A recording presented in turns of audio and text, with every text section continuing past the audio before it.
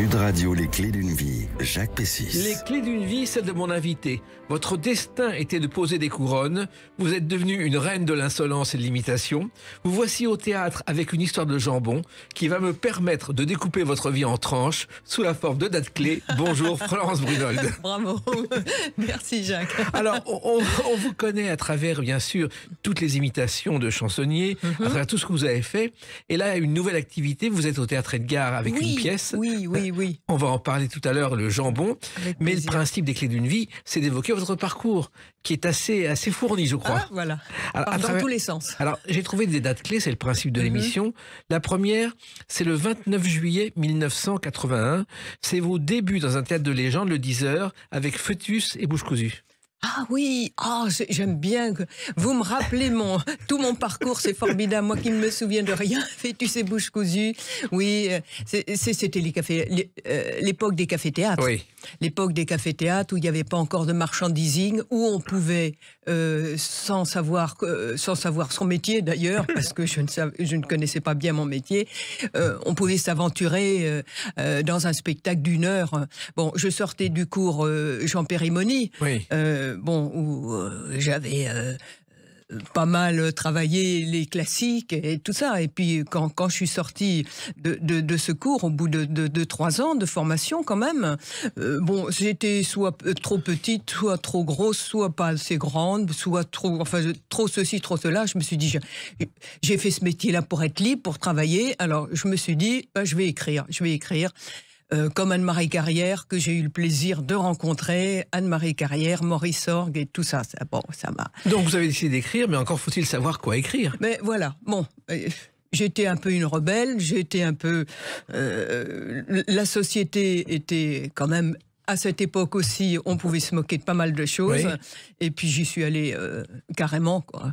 Et puis, dans ce petit café-théâtre dont vous me parlez, le bec-fin aussi, le fanal, Oui, tout ça. ça a commencé avant. Le 10h, c'est presque la consécration. Oui, c'est ça. Mais les chansonniers sont venus me chercher. Et c'est surtout Martial Carré, du Caveau de la République, qui est venu me chercher.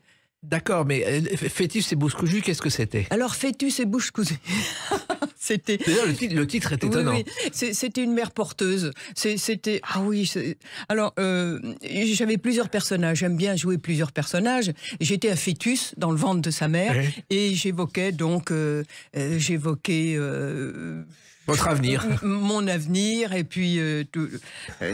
Oui, je me souviens pas bien de ça.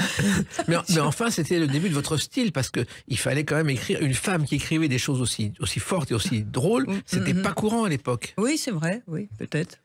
Donc vous arrivez dans les petits cafés-théâtres où il y a 20 personnes tous les soirs. Où il y a 20 personnes tous les soirs. Et puis tout d'un coup, Martial Carré me dit...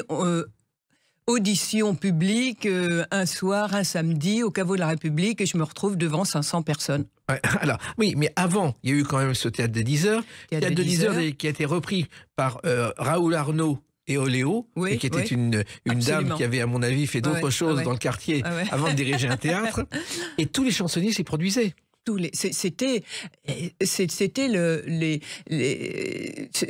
formidable. Les gens étaient arrivés en costume, en smoking. C'était vraiment un grand... C'était autre chose. Et il y avait surtout une chose étonnante, quand les spectateurs arrivaient au théâtre, ils se faisaient insulter par la présentatrice. Oléo. Oui, il paraît. Mes anciens me racontaient ça. Et il y avait même des gens qui arrivaient exprès en retard pour se faire insulter. Mais aux Deux Ânes, j'ai connu ça. Oui. Les gens arrivent souvent en retard pour se faire insulter, pour se faire emboîter. Et ça, ils adorent ça. Oui.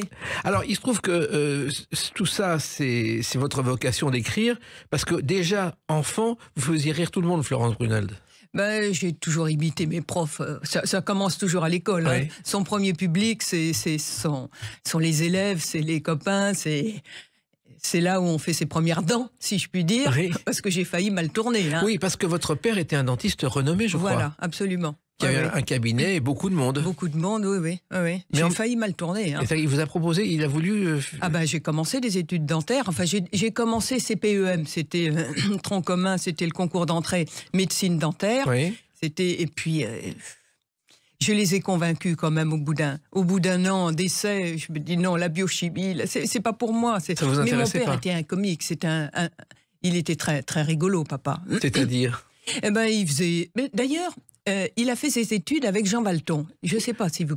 Jean Valton, premier imitateur. Premier imitateur, présentateur du Mot le plus long à son origine. Absolument. Et maître de Thierry Le Luron. Voilà, et c'était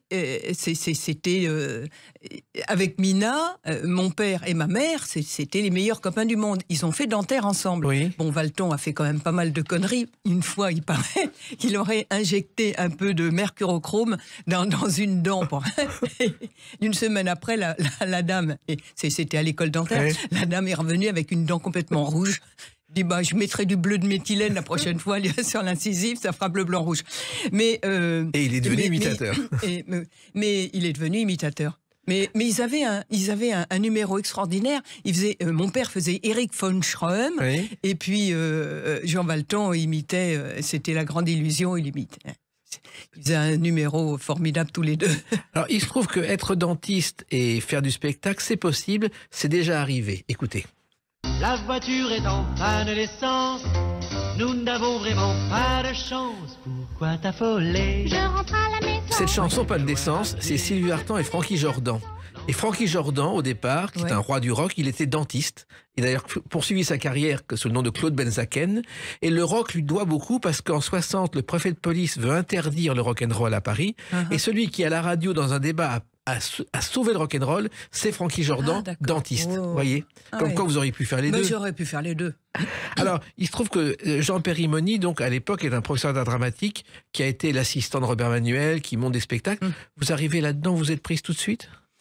Je suis prise tout de suite. J'ai commencé, en première année, et puis je me suis retrouvée avec la fille de Gérard Philippe, Anne-Marie Philippe, qui était une belle personne. Mais chez Jean Périmoni, il aimait les actrices comme Fanny Ardant. D'ailleurs, il aimait les tragédiennes, mais il m'a beaucoup appris. Hein.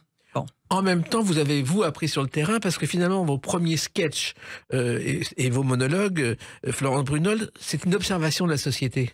Voilà, c'était plus une observation de la société quand j'ai commencé. Maintenant, après, avec les chansonniers, je me suis tournée vers la politique. Voilà. Vaste programme. Voilà, mais au départ, la société, vous l'observiez, la société d'après mai 68. Oui, voilà, c'est ça. Le retour à la nature, la tisseuse, c'était des personnages 68 arts, c'était les snobs, c'était une galerie de portraits à l'époque. Voilà, et ça ne se faisait pas, puisque vous parlez d'Anne-Marie Carrière, qui a été la première chansonnière. Elle faisait par exemple un numéro, elle avait un monologue sur une femme qui soi-disant, se refait son maquillage en regardant le rétro dans la voiture. Oui, mais elle parlait en vers. Et après, je me dis, je vais parler en vers. J'ai fait des monologues en vers. C'était amusant, mais bon. Vous vous dites à l'époque que vous êtes féroce, mais pas méchante, Florence Brunel. Je suis pas méchante. Et puis d'abord, je suis bien élevée. J'arrive du 8e arrondissement. J'ai été élevée bourgeoisement. Et si bien que même maintenant, quand j'imite ces dames de la politique, j'ai toujours un peu de scrupule. Je me dis, non, c'est pas bien quand même ce que je fais. Et puis bon, faut y aller. Parce que je les imite pas. Je les caricature, en fait. Je suis pas imitatrice. J'ai pas... C'est autre chose. Pas imiter, oui, j'évoque. Et je crois, Florence Brunel, que vous avez débuté au cinéma dans un film inoubliable, Les Bidasses au pensionnat. Oh non, il y a la boum aussi. Oui, il y a la boum. Mais alors justement, Les Bidasses au pensionnat, qu'est-ce que c'était? Je ne sais plus, je ne me souviens absolument plus. C'était Michel Vaucoré qui était la voix patibulaire dans les studios Disney et qui faisait des comédies totalement oubliées. Oui, c'était mon beau-père de l'époque qui m'avait mis sur le coup.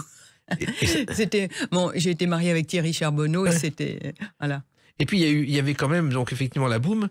La boum, vous jouez une femme enceinte. Une femme enceinte alors que j'étais enceinte de ma fille. C'est drôle. Réellement. Mais comment c'est devenu la boum? Je sais pas, je crois... Je devais avoir un agent on me posait pas trop de questions comme ça. Je n'ai pas de rétroviseur. Je ne sais pas, je ne me souviens de rien. Parce qu'on vous voit dans ce film culte qui est La Boum. Oui, alors que c'était une scène totalement inutile. Je ne sais pas pourquoi ils l'ont gardée. Je ne sais pas pourquoi On vous ils en ont parle de gardé temps ça. en temps? Mais oui, on t'a vu dans la boum. Ah oui, c'est vrai, je me souviens.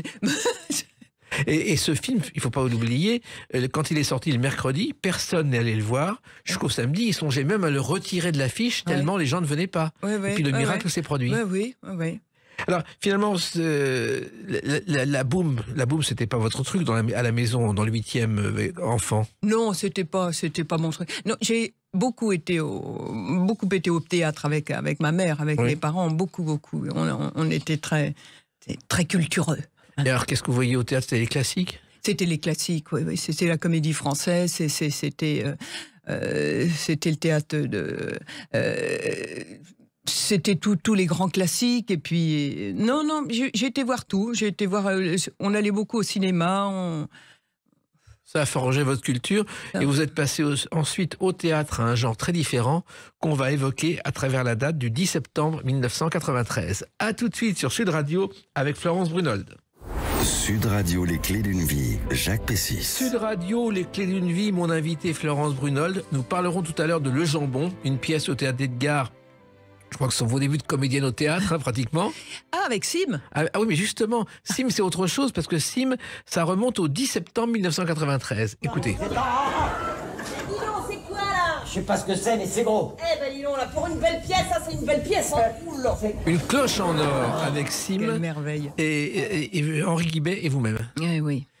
Et mon compagnon Hubert de Gex. C'est exactement dont on va parler, bien sûr. Ouais. Et alors, comment vous êtes arrivé dans cette aventure? Eh bien, nous faisions une croisière. C'était la croisière du rire, où on animait. Il y avait donc Sim qui présentait son spectacle et moi-même qui présentais mon one-man show avec Hubert de Gex. Il nous a vus à cette occasion. Et puis, petit à petit, à mon avis, il avait une idée en tête. Il est venu nous voir à Plaisir. Et puis, à la fin de la représentation, il dit « J'ai un rôle pour toi.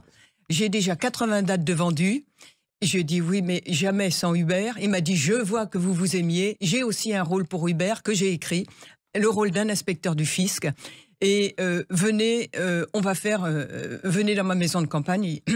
On va faire une lecture. J'ai fait la lecture. J'ai été très mauvaise à la lecture et je l'ai senti vacillant. Ça a été terrible. J'ai mis 10 jours à m'en remettre. J'ai dit, il faut pas rester sur cet échec. Et je suis revenue chez lui et je me suis grimée en personnage, la personnage de la clocharde. J'ai sonné chez lui, j'avais une perruque, un truc. On a fait la lecture et là, il m'a dit, on ouvre le champagne, bingo, c'est parti. C'est fou, hein. Une cloche en or, qui est une pièce qui a eu un énorme succès, c'était l'histoire d'un clochard qui, après mai 68, gagne au loto. Et voilà, c'est parti de là. C'est parti de là. Et ça a été un immense succès. Ça a été 3 ans de bonheur, 1 an complet tout le temps au Théâtre des Nouveautés, 2 ans de tournées avec Carcinthe Herbert et les tournées barrées. Et puis, ça a été 3 ans de bonheur parce que c'était un type extraordinairement gentil, un talent de clown extraordinaire. Sa femme, Marie-Claude, qui est toujours de ce monde, une femme exquise. Ça a été 3 ans de bonheur. Oui, et Sim d'ailleurs disait à propos de lui, je me suis regardé dans une glace, alors je me suis rendu compte que ma tête était mon fonds de commerce. Oui. Car il avait beaucoup d'humour. Et je crois que celui qui l'a lancé, c'est Guy Lux, avec la baronne de Tronchambier dans ses émissions. La baronne de la Tronchambier. Mais il avait beaucoup de succès auprès des femmes. Hein. Ah bon? Ah, Sim. Ah oui. Bah, il a eu beaucoup de femmes qui s'entendaient toutes bien. Une fois qu'il avait divorcé, ils s'entendaient toutes bien. Ça formait un club. C'était... C'est assez rare. Ouais. Un peu moins qu'Eddie Barclay quand même. Il y a eu aussi Elle boit pas, elle fume pas, elle drague pas, mais elle cause, où il a un rôle extraordinaire dans le film de Michel Audiard. Oui.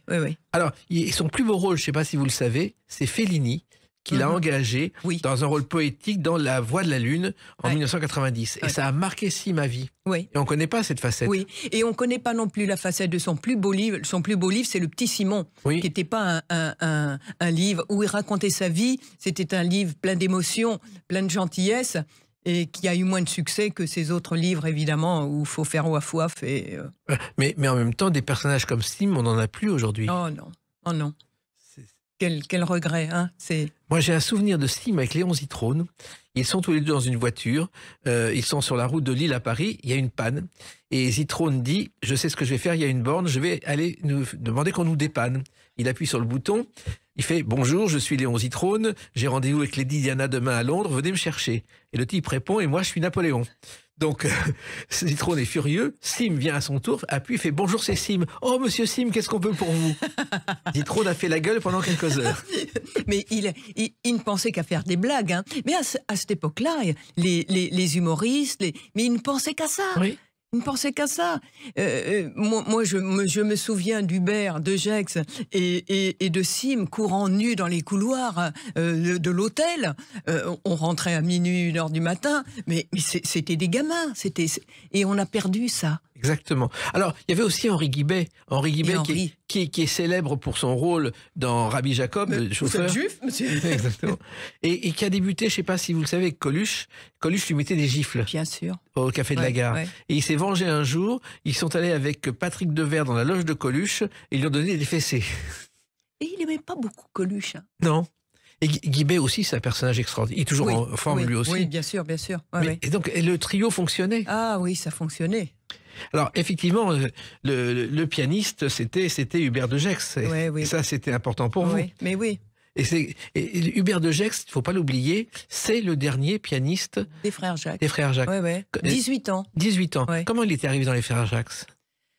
Un jour, il a rencontré un des frères et je crois que... Ah oui, c'était dans une... Il m'a raconté, c'était dans un... Il enregistrait une chanson et puis à la cantonade, « Ah, les frères Jacques recherchent un pianiste, tu pourrais pas, mais c'est juste pour 1 an ou 2. » Et ça a duré 18 ans. Les frères Jacques qui étaient extraordinaires de précision. Vous avez vu les spectacles? Oui. Précision. Les costumes, les gants blancs, tout était précis. Oui. Vous avez vu leur spectacle à chaque fois? Oui. J'ai vu une fois, hein, moi. C'est vraiment vers la fin. Moi, j'ai connu Hubert au Caveau de la République, où il remplaçait Gaby Verlor. Gaby Verlor, qui était aussi la créatrice de C'était bien de Le petit bal perdu. Exactement. Ouais. Et qui a quand même passé avec ce succès toute sa vie au Caveau de la République. Oui. Pourquoi? Elle aurait pu être... Ah oui. Elle aurait pu être chez elle tranquillement. Oh, je ne me souviens plus du nom du bal perdu. Que Bourvil a immortalisé. Je me souviens, c'était merveilleux. Et je crois que Hubert de Gex, donc votre mari, avant les frères Jacques, a été le pianiste de Gilles Margaritis. Oui. Il faisait le cirque, c'était... La piste aux étoiles. La piste aux étoiles. Il dirigeait l'orchestre de la piste aux étoiles. Oui, absolument. Et ça, c'était tout à fait autre chose. Ah oui. Et il savait tout faire, hein.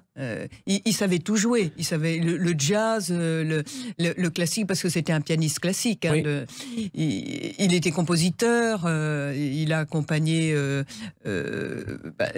la chanteuse anglaise Petula Clark. Oui, il a dirigé l'orchestre de Petula Clark. Oui, absolument. Et alors, vous avez fait un spectacle ensemble. Comment est né ce spectacle? C'était le Pestacle, je crois. C'était le Pestacle, oui.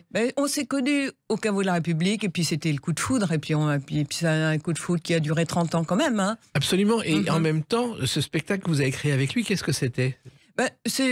Au lieu d'être toute seule sur la scène, il y avait mon pianiste Hubert que je mettais vraiment en boule. C'était un très bon comédien, hein, et on avait un spectacle musico-burlesque. On a écrit des chansons. On a fait plein de trucs, c'était chouette. Bon. En même temps, c'est ce que faisait De Vos avec son pianiste, où il le mettait en valeur et il faisait un numéro avec lui. Absolument. Et c'est vrai que ça aussi, c'était nouveau. Oui. Parce qu'une femme accompagnée par son pianiste jouant avec lui, ça n'existait pas. Oui. Et alors, il y a eu aussi, je crois que vous avez fait un hommage à l'opérette. Oui, avec Françoise Krief, oui. Qu'est-ce que c'était, ça? C'était Operettissimo, c'était dans un joli théâtre à Belleville. Alors, Hubert, c'était le conducteur du car. Il ouvrait de temps en temps c'est moi qui avais écrit ça. Il ouvrait son piano, faisait semblant de prendre l'huile, enfin bon, bref. Et puis, moi, j'étais la directrice de l'agence de voyage et je remettais toutes les chansons dans leur contexte politique, humoristique et puis Françoise Krief arrivait, mais c'était la Belle Opérette, c'était des extraits de la Belle Opérette. Les grandes opérettes d'Offenbach, Strauss, etc. Reine Anne. Voilà, merci. Et comment est née cette idée? Parce que l'opérette, ça n'a pas de rapport avec ce que vous aviez fait. Ben non, mais j'aime bien partir dans tous les sens, moi. Oui. Quand Françoise Krief a demandé à Hubert de Gex, est-ce que tu peux m'accompagner? C'était une chanteuse d'opéra. Oui, c'était de l'opéra, de l'opérette. Je dis, bah oui, et moi, attendez, moi, je veux faire partie du truc. J'aime bien toucher à tout. Hein. Je connaissais rien, mais bon, j'ai bouquiné, puis j'ai... Et ce spectacle a eu un succès international? Oui, on est parti au Liban, on est parti... Ah oui, on a fait beaucoup de dates avec ce spectacle et on a eu un beau succès. Parce que l'opérette, c'est quelque chose considéré quelquefois comme ringard. Alors que elle chante, parce qu'elle chante toujours, Françoise Krief. On comprend tout ce qu'elle dit, elle chante comme elle parle, c'était charmant, et il y a des airs tellement extraordinaires. Tellement merveilleux. Offenbach est le maître, mais en même temps, le véritable inventeur de l'opérette, c'est Hervé, avant Offenbach, qui était gardien dans un asile de fous et qui accompagnait les fous pour leur donner du rythme au piano. Et finalement, il a accéléré le rythme pour les fous et c'est comme ça que sont nées les premières opérettes, dont Mademoiselle Nitouche. Ah oui. Vous voyez? Il faut remettre les choses à leur place. Oui. Alors ça, c'est le côté opérette, mais après, il y a eu d'autres choses. Et il y a une date importante aussi pour vous, c'est le 17 octobre 2007. A tout de suite sur Sud Radio avec Florence Brunold. Aïe, qu'est-ce que c'est encore? Sud Radio, les clés d'une vie, Jacques Pessis. Sud Radio, les clés d'une vie, mon invité Florence Brunold. Alors, on parle tout à l'heure du Jambon, cette pièce que vous jouez au Théâtre Edgar plusieurs fois par semaine. On a évoqué vos débuts, la cloche en or avec ce personnage extraordinaire qui nous manque, qui était Sim. 17 octobre 2007, première de cette émission.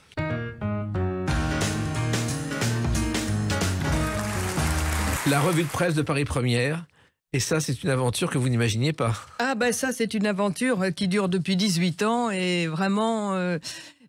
Jacques Maillot a apporté sur un plateau à Jérôme Deverdière, qui est l'animateur de l'émission, a apporté tous les ingrédients, c'est-à-dire il y avait à l'époque, il y avait quand même Jean Amadou, il y avait Bernard Mabille déjà, et c'est une émission qui a fonctionné mais formidablement, quoi. Ce que personne n'imaginait. Non. Parce qu'au départ, Paris Première est une chaîne branchée, et la revue de presse, c'est tout à fait autre chose. On est les seuls, satire politique. Et il y a eu plusieurs théâtres, c'est enregistré dans plusieurs lieux. Oui, dans plusieurs lieux, oui. Là maintenant, ça y est, on a trouvé notre lieu. On enregistre au Grand Point Virgule. Hein. Voilà, avant vous aviez fait le théâtre Donou et d'autres salles. Le Donou, oui. Les Deux Ânes, ça a commencé aux Deux Ânes. Voilà. Alors justement, vous êtes arrivé là-dedans parce que vous connaissiez un peu les chansonniers avant d'être... Ah bah oui, bien sûr. Vous étiez une fan des chansonniers avant de commencer dans cet univers? Tout de suite, en sortant du cours Périmonie, j'ai tout de suite flashé sur les chansonniers, puisque j'ai commencé au café-théâtre. Et puis, en même temps, comme je vous disais, au Caveau de la République, il y a...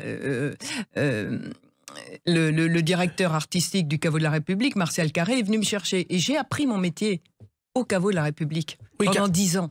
Parce que les chansonniers à l'époque, il y avait Edmond Meunier qui a tenu... Edmond Meunier. Qu'on a oublié aujourd'hui, mais qui a tenu 50 ans. C'était extraordinaire. Les chansons d'Edmond Meunier qui sont d'une actualité incroyable de maintenant. Il y avait Edmond Meunier, il y avait les Frères Ennemis, il y avait André Rochel, il y avait Pierre Douglas. C'était la grande époque de Pierre Douglas qui imitait Georges Marchais. Il y avait Patrick Sébastien a commencé au Caveau de la République. Et j'ai tout appris là au Caveau. Alors, c'est en observant. Oui, et puis les conseils de mes ancêtres aussi, hein, les conseils, et puis le public, c'est le public qui vous apprend. Hein. Alors il se trouve aussi que la télévision, les émissions de chansonniers, la première c'était la boîte à sel, avec Robert Roca et Jacques Grélot, qui s'est arrêté parce qu'ils ont osé, et le ministre à l'époque n'a pas aimé, mettre une voix sur des images de Michel Debré, Premier ministre. À l'époque, ça ne se faisait pas. Aujourd'hui, tout le monde l'a fait. Et plutôt que d'être censurés, ils se sont censurés eux-mêmes en arrêtant l'émission. Et ça aussi, les chansonniers, c'est une tradition importante. C'est une tradition importante, oui. Et vous, donc, vous avez démarré là-dedans, et je crois que même la télé, ça a commencé avant la revue de presse. Votre première apparition à la télévision, c'était dans une parodie d'Anne Gaillard qui s'appelait Anne Paillard. Oui, oui, c'est vrai. Oui, oui. Qu'est-ce que c'était, ça? C'était une émission c'était Anne Gaillard qui avait une émission. Et puis, de défense du consommateur. Imité. Oui, voilà. Et je l'avais imité. Je l'avais imité, puis ça avait beaucoup plu. Si bien que. Il y avait un journaliste qui avait. Ah, je me souviens de cette séquence. Il avait carrément, il m'avait carrément enregistré en disant c'est la vraie Anne Gaillard. Oui. J'ai eu un souvenir de ça un petit peu. Mais il y a eu le relais du dimanche avec Catherine Anglade. Oui, le relais du dimanche, c'était extraordinaire, une émission. Il y avait 3 chaînes à l'époque. Et qu'est-ce que c'était le relais du dimanche? Le relais du dimanche, c'était le dimanche. Il y avait Anne-Marie Carrière, Maurice Orgue, Jean Amadou, Jacques Maillot. C'était une émission, mais c'était vu par... Vous vous rendez compte? Ils faisaient des audiences à l'époque qu'on ne fait pas maintenant. 15 millions de spectateurs. Mais bien sûr. Moi, je sortais dans la rue après l'émission, on me tapait sur l'épaule en disant « Salut Florence !» dans le métro, oh, « Coucou !» Bon, maintenant, c'est fini. On n'a plus cette audience. C'était extraordinaire. Le relais du dimanche. Oui.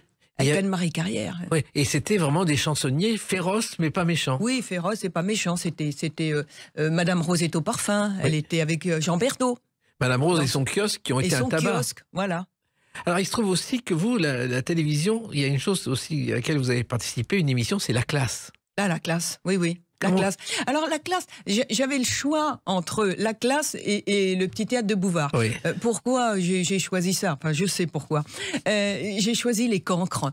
Parce que il y avait une émission, c'était un esprit potache que j'aime bien, moi, la liberté. Guy Lux nous fichait une paix royale. Bon, Fabrice, il était en roue libre. Mais c'était pas la même ambiance avec Bouvard. J'avais été voir ce qui s'y passait un peu. C'était beaucoup plus rigide, c'était scolaire. Et moi, les problèmes d'autorité, j'ai toujours eu des problèmes. J'ai choisi La Classe parce que c'était en roue libre, c'était n'importe quoi. Et ça m'a plu. Et puis, il y avait quand même des pointures comme Jean-Marie Bigard. Bon, on en dit ce qu'on veut, mais La Gaffe aussi. C'était des... Et Michel Larocque ont débuté Muriel Robin. Voilà. Ils ont débuté à La Classe. Oui. Ah, oui. Alors là aussi, le premier sketch que vous avez fait, c'est un sketch sur le jean. Oui, le jean, hein, la vendeuse de jean. Hein, salut, Jean-Zy. Hein. Bon, ce sont des personnages qui sont... qu'on ne trouve plus maintenant. Hein, oui, mais en même temps, La Classe, il fallait vraiment travailler énormément, Florence Brunel. Ben voilà, c'est ça. Il fallait travailler, il fallait amener du matériel. Il y a toujours ce problème d'auteur. Hein, c'est pas facile. Hein. Bon, moi, à l'époque, j'écrivais mes sketchs. Maintenant, à La Classe, au bout de 18 ans, je peux plus faire toute seule. C'est plus possible. Alors, Jean-Patrick Douillon m'a beaucoup aidé. Là, il veut plus. Il a abandonné le métier. Maintenant, c'est Serge Yadot, que vous connaissez, qui était chansonnier, qui est avec moi. Ça. Mais il faut trouver les idées. C'est terrible. En même temps, c'est une très bonne façon d'apprendre son métier. Oui, mais au bout de 18 ans, le métier... On le connaît. Mais en plus, il y a eu La Classe où vraiment, en plus, c'était très, très, très sympa, très décontracté. Très décontracté. On faisait son sketch et puis voilà. Voilà, on riait, on s'amusait, c'était potache et puis on n'avait pas d'entrave. Personne ne venait. Oui, il faut dire ça comme ça, puisque faut même. Et l'audience était au rendez-vous. Et l'audience était au rendez-vous, oui. Ouais. C'était énorme. Ouais. Puis il y a une autre émission aussi où vous avez appris aussi, il y a autre chose qui est l'improvisation, c'est Yakapa. Ah oui, qu'est-ce que c'est ça? C'était un jeu où vous faisiez des mimes. Racontez-moi mes souvenirs. Moi, j'adore ça. Vous aviez mimé une chanson de Mike Brandt. Ah bon? Oui. Oh, c'est bien, je me souviens plus. C'est ma prière. Je me souviens plus. Non, je me souviens plus du tout. Mais j'ai des mémoires, j'ai des problèmes de mémoire, mais c'est bien parce que comme ça, moi, c'est un éternel recommencement. C'est pour ça que je suis pas blasée, que je suis si heureuse dans la vie. J'oublie tout. Oui, mais moi, j'ai pas oublié ce genre de choses. Surtout que Yakapa, c'était une émission qui était la suite des grands enfants, les grands enfants des Carpentiers, qui étaient nés parce qu'ils jouaient eux-mêmes en coulisses au jeu des ambassadeurs, et ils avaient transposé ça avec Jean Poiret, Roger Pierre, Jean-Marc Thibault et Jacqueline Maillan. Il y avait Plus menteur que moi, tu meurs aussi. Oui, exactement. J'ai beaucoup aimé cette émission. C'était quoi? Bah, c'était plus. Il fallait raconter des histoires sur un thème. Et c'était celui qui montait le mieux qui avait gagné évidemment. Mais j'étais avec des pointures. Hein, j'étais avec des gens formidables. Bon. Oui, mais c'est surtout, il y a eu les deux ânes. Comment vous êtes arrivé aux deux ânes avec Jacques Maillot? Je crois que en fait je sais pas si c'est Jean Amadou ou Morisseur. Je crois que c'est Jean Morisseur qui m'a vu dans la classe, oui. Et puis qui a suggéré de m'engager à Jean Herbert, le directeur des Deux Ânes, pour jouer la revue de Madame Rose est au parfum. Et là, je faisais des personnages. Je faisais une gosse sur sa planche à roulettes. Je dévalais la pente.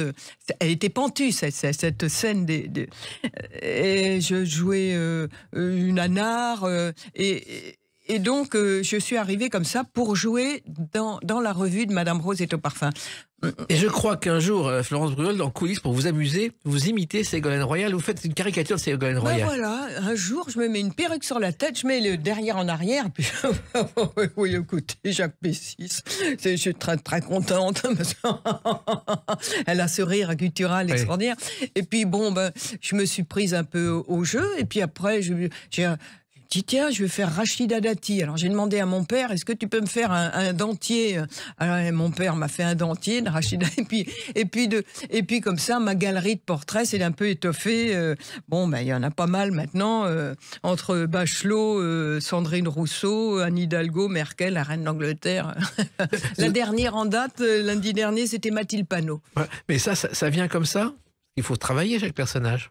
Je suis pas une grosse travailleuse. J'aime pas trop travailler. Mais si je travaille, mais sans travailler. Je fais confiance à mon instinct et puis je me regarde pas après parce que je me trouve très mauvaise. Je pense qu'il faut y aller. Mais Ségolène Royal, ça a marché. J'ai vu une séquence de la revue de presse où Claude Allègre, après l'élection présidentielle, éclate de rire en vous voyant. Mais au début, ils avaient peur. Ils croyaient que c'était moi. Parce qu'au début, les invités ne me connaissaient pas trop. Ils ne savaient pas. Et ah là là, ils avaient un petit... Ils avaient peur. Ils avaient peur. Ils disaient, ah, c'est elle. Claude Allègre, il m'a dit, oui, j'ai cru que c'était elle qui arrivait. Est-ce qu'elle était au courant, Ségolène Royal? Je sais pas. Oui, parce que un jour, il y a son Dominique Besnéard qui m'a dit je vais te l'amener, puis je vais t'amener Ségolène Royal. Puis après, il m'a dit non, elle n'a pas beaucoup d'humour, elle viendra pas. Il y a eu Sandrine Rousseau, vous rentriez en scène sur Bécassine, c'est ma cousine, de Chantal Goya. Pour Sandrine Rousseau, je mets un slip d'homme,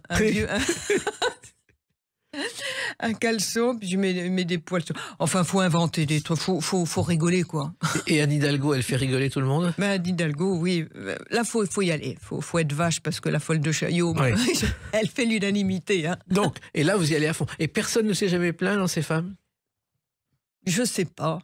Peut-être qu'elles sont pas contentes, mais de toute façon, les hommes et les femmes politiques, ils sont très contents qu'on parle d'eux. Qu'on en dise du bien, qu'on en dise du mal, pourvu qu'on en cause. D'ailleurs, ils viennent aux Deux Ânes, quelquefois. Ils viennent aux Deux Ânes, oui. Et en plus, vous aviez des duos aux Deux Ânes avec Michel Guidoni, qui lui faisait Nicolas Sarkozy. Oui, on avait refait la fameuse tête-à-tête entre Sarkozy et puis Ségolène. Ça avait été une belle...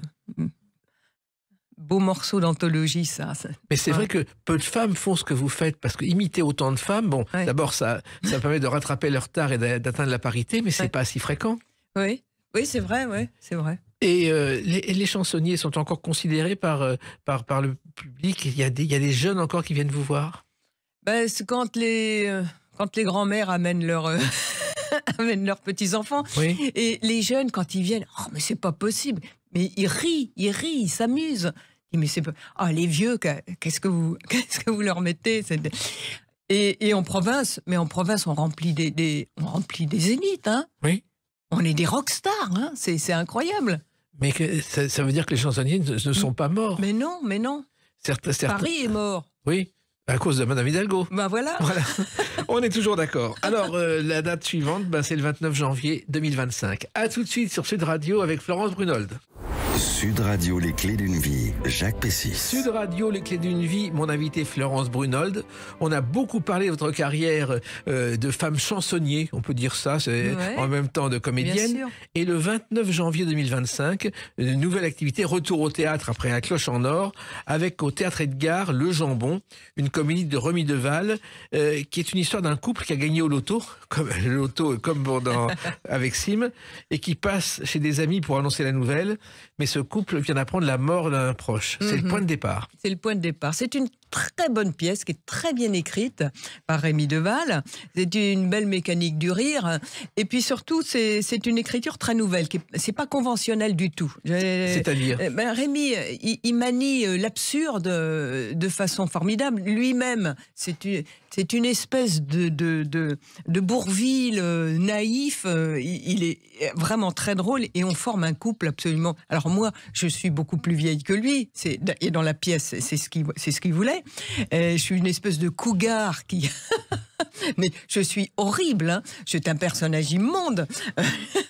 Elle a aucune empathie pour cette pauvre fille qui a perdu sa sœur. Elle veut garder son magot. C'est très méchant.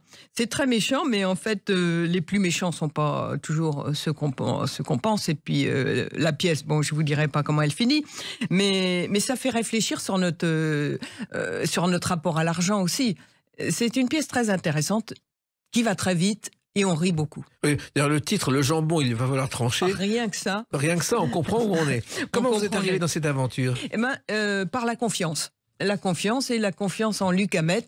Luc Hamet me téléphone un jour, me dit j'ai un rôle pour toi, j'ai un rôle pour toi. Et je dis oui. Parce que, bon, il me dirait, tu vas jouer le roi Lear, je le suivrai. Oui. Heureusement, il ne me le demandera pas. Il m'a mis en scène un été, il y a 3 ans, à Vossuet, où j'ai repris un rôle rapidement. Et là, on a fait connaissance. Il voit un peu mon personnage, que je suis un peu autoritaire sur scène. Et puis... bon, donc il m'appelle, je dis oui, et puis j'arrive dans cette aventure. Et il se trouve qu'en ce moment, au Théâtre des Deux Ânes, les Maillots, Régis et puis Jacques, ont mis en place une alternance assez intéressante puisqu'il y a plusieurs spectacles. Donc je peux m'échapper. Pour une fois, parce que ça fait 20 ans qu'on est quand même 7 mois, 8 mois, 9 mois d'affilée, tous les soirs. Et là, je peux m'échapper 4 fois par semaine, donc, ce qui permet d'aller aux Deux Ânes, avec mes camarades chansonniers, parce que là, je peux pas me passer. Et puis, 4 fois par semaine dans ce théâtre qui est plein, qui a été plein du jour au lendemain. C'est incroyable. Comment vous l'expliquez? Mais je sais pas. On ne sait pas, vous savez, la mayonnaise qui prend ou qui prend pas, on ne sait pas. Le titre, la politique de Luc Hamet qui mène très bien son théâtre, hein, le théâtre d'Edgar. Hein.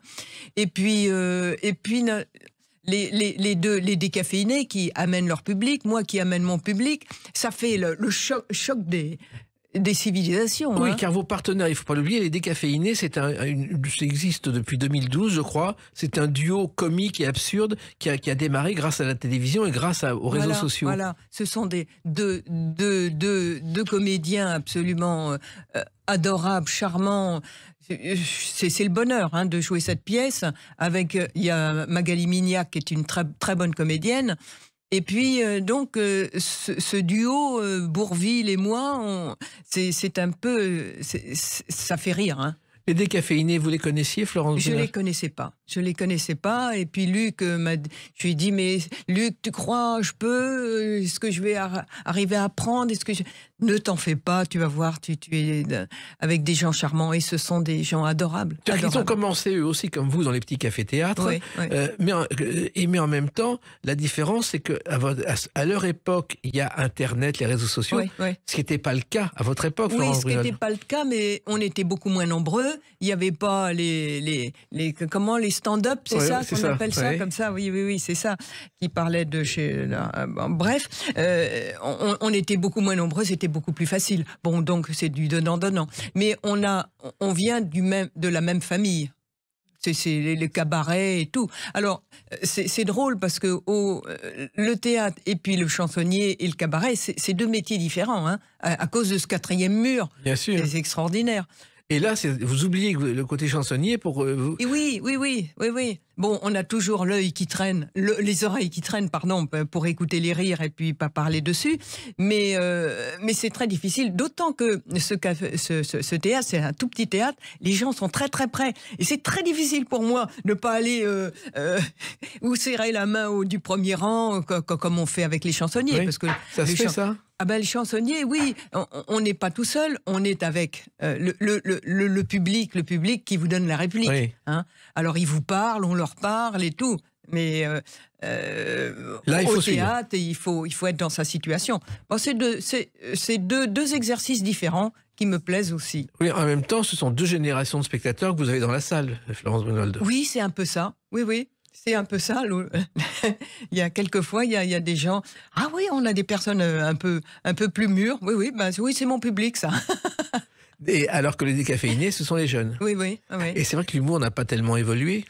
Ben non, on évolue. Ben non, l'humour n'évolue pas. L'humour, en fait, c'est quelqu'un qui tombe et puis qui fait rire parce qu'il est tombé, quoi. Alors, il se trouve que le loto que vous aviez déjà utilisé dans Une cloche en or, oui, c'est curieux que ça revienne. C'est drôle, hein. Alors, le loto, je ne sais pas si vous le savez, ça vient d'Allemagne. En fait, il y a une fondation, André Maginot, qui aide les gueules cassées.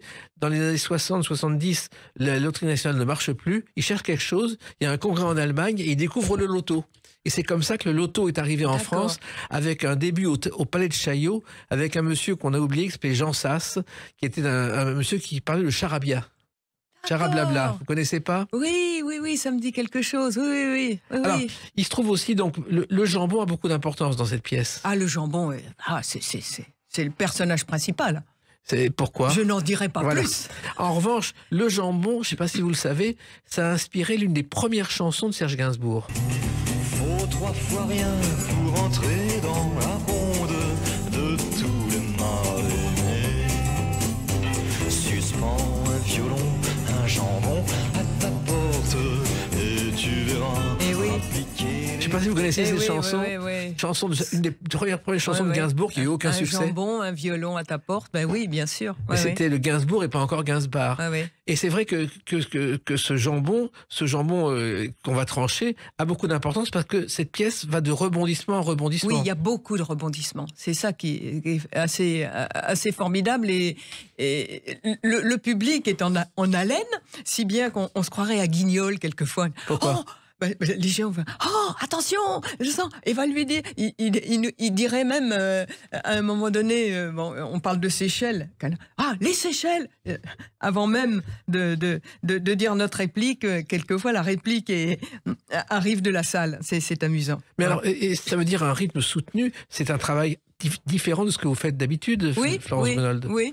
Faut que ça a été une grosse répétition. Oui, beaucoup de répétitions, 6 heures par jour pendant 1 mois. Ah oui, parce que Luc Hamet, bon, c'est metteur en scène, mais pas que. Il est directeur d'acteurs et il m'a beaucoup dirigé, quoi. Une fois que j'ai le personnage, ça y est. Mais c'est très précis, hein. Puis comme c'est une création, il fallait que ça soit crédible. Parce que c'est du burlesque, il faut quand même que ça soit crédible. Et là, on ne vous demande pas de faire Ségolène Royal ou quelqu'un. Là, c'est tout à fait différent. Ah oui, c'est tout à fait différent. C'est moi. Et vous aviez eu envie depuis longtemps de faire ce genre de choses? Oui. J'ai beaucoup aimé jouer dans la pièce de Sim. J'ai bien aimé aussi jouer avec Bernard Ménez. Je jouais sa femme dans À vos souhaits.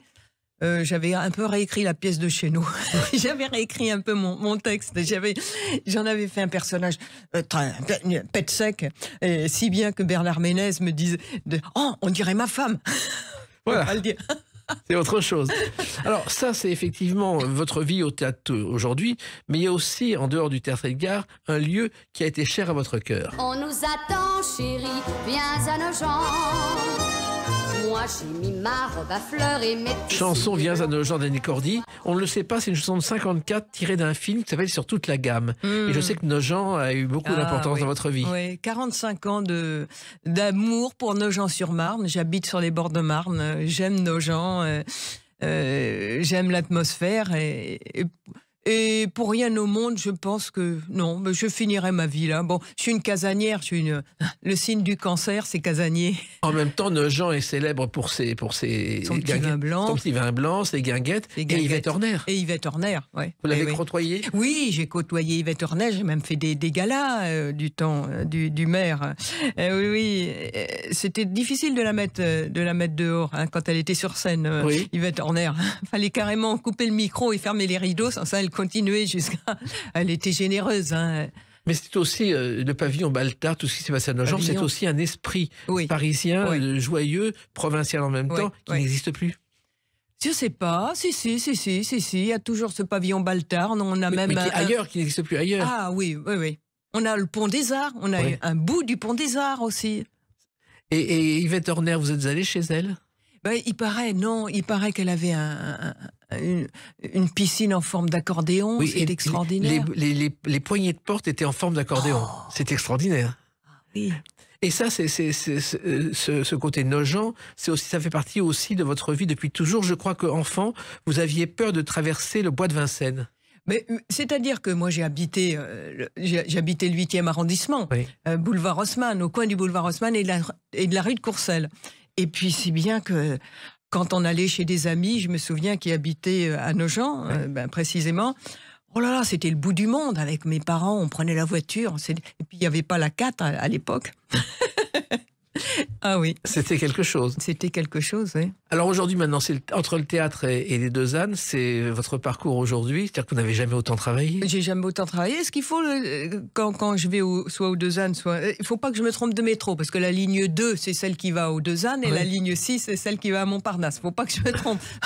C'est la seule chose. C'est la seule chose. Après, la mémoire, ça se travaille, et puis qu'est-ce que vous voulez. L'énergie engendre l'énergie, et même à 72 ans, parce que je vais bientôt en avoir 73 au mois de juin. Non, mais... Et vous êtes l'une des dernières dans un genre qui ne doit pas disparaître. Il faut le dire à Jacques Maillot, mais voilà. Il faut le dire à Jacques, mais Jacques, il va... Jacques... Il a envie de passer le flambeau à son neveu. Il veut passer le flambeau à son neveu, oui. Donc on va voir ce que ça... En attendant... On croise les doigts. On croise les doigts. Ce jambon, en plus, vous jouez 4 jours par semaine, mais il ne faut pas vous tromper parce que les horaires sont différents. Oui, en plus. Mais j'ai un calepin, je vous le montrerai. Alors j'ai des stabilos, du rouge, du bleu, Parce que certains jours c'est à 19h, certains jours à 21h. Absolument, oui. Et ça c'est compliqué, non? Oui. Comment vous faites? Je me fais mes petits mémos et puis tous les matins je regarde bien mon petit calepin. Je me dis, il ne faut pas me tromper. Hein. Et là vous êtes parti au moins jusqu'au mois de juin? Au moins. Au moins. Au moins, je pense que ça va continuer. Alors après, on a une tournée en 2027, mais une tournée aussi avec Jacques Maillot, certainement avant les présidentielles. On aura l'année prochaine, on va peut-être continuer le jambon. On va reprendre, parce que Régis Maillot veut créer, aux deux ânes, il veut créer une revue. Oui. Écoutez, rendez-vous donc, pour mes 85 ans, on va voir ce que je vais faire. Voilà. Mais finalement, c'est ce qui vous maintient. Mais oui, mais bien sûr. Vous pensiez faire un parcours aussi long quand vous avez débuté? C'est-à-dire que je suis une coureuse de fond, je suis jamais montée bien haut, hein, mais je suis comme la tortue, j'arrive jusqu'au bout, voilà. En tout cas, la tortue, elle triomphe tous les soirs au Théâtre Edgar avec cette pièce Le Jambon. Et effectivement, vous allez vous payer une bonne tranche de rire, si j'ose dire. Et puis en même temps, aux deux ânes, vous continuez à faire des personnages comme personne d'autre ne les fait. Merci. Merci Florence Brunold. Les Clés d'une vie, c'est terminé pour aujourd'hui. On se retrouve bientôt. Restez fidèles à l'écoute de Sud Radio.